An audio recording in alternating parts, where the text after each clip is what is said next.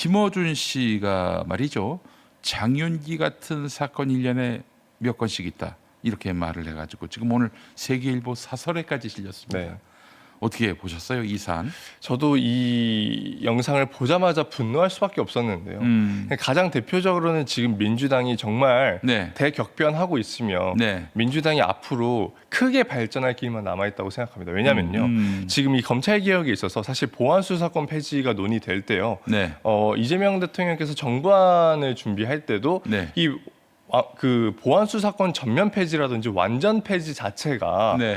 이게 굉장히 국민의 피해를 일으킬 수 있어서 그럼요. 수기를 했으면 좋겠다라고 지속적으로 말씀을 주셨는데 네. 그때 당시 이제 정청래 당대표라든지 일부 강성 정치인들이 거의 반발을 하면서 네. 사실 작년 9월부터 계속해서 이어져 온 게 이재명 대통령을 뭐 하야시키자, 탄핵시키자라고 하는 딴지일보 게시판의 일부 주장에 대해서도 네. 대표적으로는 이런 보안 수사권 폐지에 대한 강성 정치인들의 주장이 네. 진영 논리로 만들어서 내부 진영에서도 크게 공격하게 만드는 그런 게 됐었거든요. 예, 예. 근데 지금 이제 장윤기 사건이라든지 혹은 거제에 그 폐지 주우시는 어르신 분께서 네. 정말 그 폭행을 당해서 사망하셨던 사건이라든지 맞아요. 과거에 이런 사건들이 이제 또 다시 언론의 주목을 받게 되면서 이 경찰에게 모든 수사의 권한을 또 독점시키는 것이 정말 검찰 개혁, 이 민주진영이 그토록 바래왔던 개혁이 맞는가에 대한 주장이 또 급부상하고 있는데요. 네. 지금까지 사실 민주당에 있는 정치인분들도 특히 국회의원분들이요.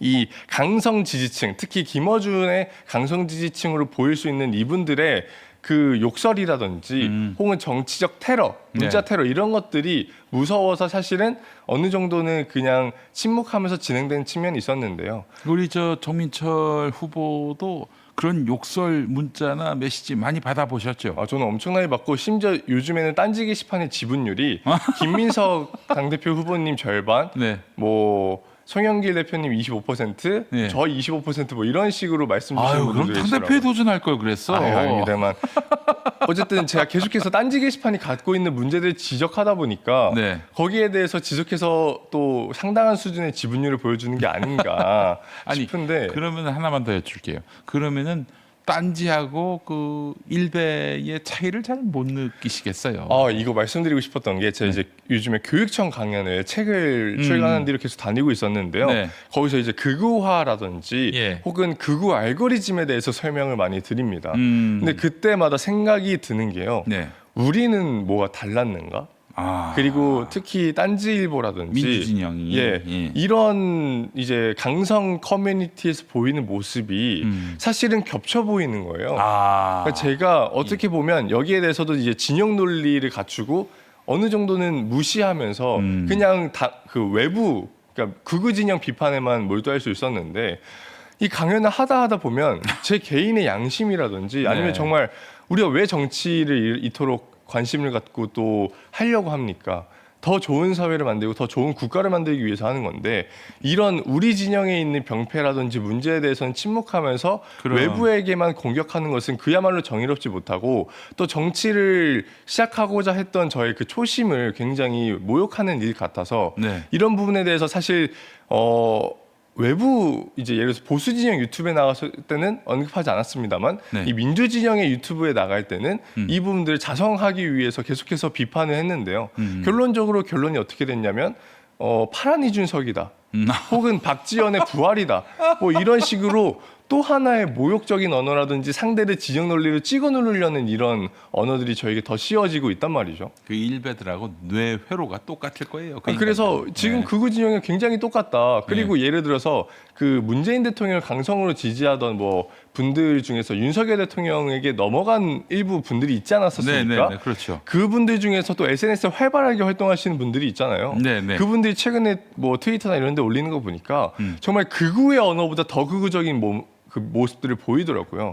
이런 것들을 보면서 언제든지 이 극단의 언어를 가지고 있는 사람들은 공통된 사고방식과 의식들을 가지고 있다는 생각을 많이 드는 것 같습니다. 매우 중요한 말씀입니다. 이것도 언제 한번 자세히 다뤄보도록 할 텐데. 그래서 그런 측면에서 보안수사권 폐지가 지금 정말 이소영 의원님부터 여러 의원님들이 이제 목소리를 내고 계시기 시작을 그렇죠. 하고요. 홍기원 의원도 그렇고. 예. 그런 측면에서 사실 검찰 개혁이 이제 이재명 대통령께서 그토록 바라셨던 정말 수기가 이루어질 그런 순간이 되고 있고 네. 또 커뮤니티에서도 굉장히 이제 보안 수사권 폐지에 대해서 부정적인 입장을 보이고 있는데요. 저는 가장 인상적이었던 게 이 유튜버분들 중에서 검찰 개혁에 대해서 강성, 그래서 보안 수사권을 완전 폐지하는 게 맞다고 주장했던 분들마저도 네. 이제는 내가 너무 진영 논리에 빠져 있었던 것 같다. 자성하시면서 네. 또 그토록 검찰 개혁을 강성을 외치던 정치인들이 저렇게 대안이 없는 줄 몰랐다. 아니, 뭐가 있는 줄 알아서 지지했지. 이토록 대안이 없고 정말 궤변들만 늘어놓을 줄 알았다면 내가 이토록 검찰 개혁을 지지했겠냐? 반성한다. 내가 틀렸다는 걸 반성한다. 이런 모습 보여주고 있는데요. 저는 이게 그야말로 민주진영이 지금 정말 저 퀀텀 점프를 하고 있다라고 네. 말씀을 드리고 싶고 그러한 측면에서 앞으로 이런 자성과 반성의 길이 이어지면요. 민주당이 선거에서 패배할 일이 있겠습니까? 맞아요. 한동훈이나 오세훈 같은 정치인을 보수의 차기 지도자로 키워줄 일이 있겠습니까? 저는 이러한 측면에서 정말 민주지형이 강해지고 있고 또 올바른 방향으로 나아가고 있다라는 생각이 드는 것 같습니다. 저도 그렇게 생각을 합니다. 자, 그래서 김어준 씨 지금 완전히 그냥 자기들 지지층 안에서나 서로 통용될 말을 공개적으로 하다 보니 이것이 이제 세상에 알려지게 되고, 야, 너희들은 정파적 목적을 위해서 장윤기 사건 같은 것도 이제 뭐 어쩌다 한번 발생하는 일로 보이지, 이런 시민들의 그 정치에 크게 관여하지 않지만 내 아이의 생명과 안전이 소중한 그런 분들에게 지금 큰 분노를 자아내게 하고 있어요.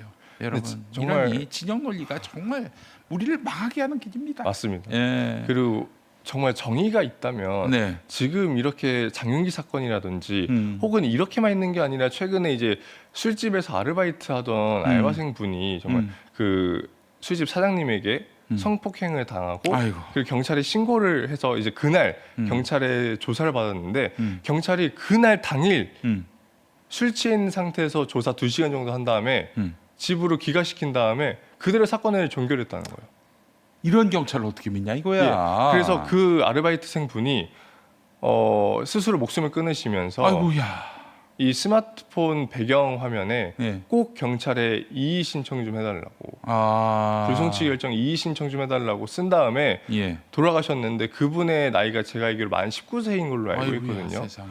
그러니까 지금 이 경찰이라고 하는 조직이 완전 무결한 게 아닌데 마치 지금까지 검찰개혁 강성 정치인들은 이것만이 정답인 것처럼 이야기를 해왔고 또 최욱 앵커 같은 경우에도 다른 이야기를 하면 뭐 엄청나게 화를 내고 찍어 누르고 이런 식으로 지금까지 민주진영이 검찰개혁을 논의해왔잖아요. 아이고. 근데 어떻게 정의를 가진 국민이라면 이런 사건들을 보면서 눈물을 흘리지 않을 수 있을까요? 그러니까 이런 것들을 보면 정말 이재명 대통령의 명언이 다시 생각납니다.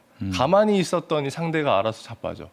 그러니까 지금 사실 검찰개혁에 대해서 가만히 있었잖아요. 예. 강성 정치인들에 대해서 그래 너들이 정말 이렇게까지 하고 막 이렇게 테러하고 다니니 그러면 당이 결정해라 했는데 알아서 이렇게 대안조차 내놓지 못하고 넘어지면서 국민들로 하여금 이 사람들을 믿고 가는 게 맞는가 알아서 지금 만들고 있기 때문에 저는 오히려 말씀드리고 싶은 게 더 치열하게 검찰개혁 뉴스공장이나 매부쇼에서 이야기하십시오.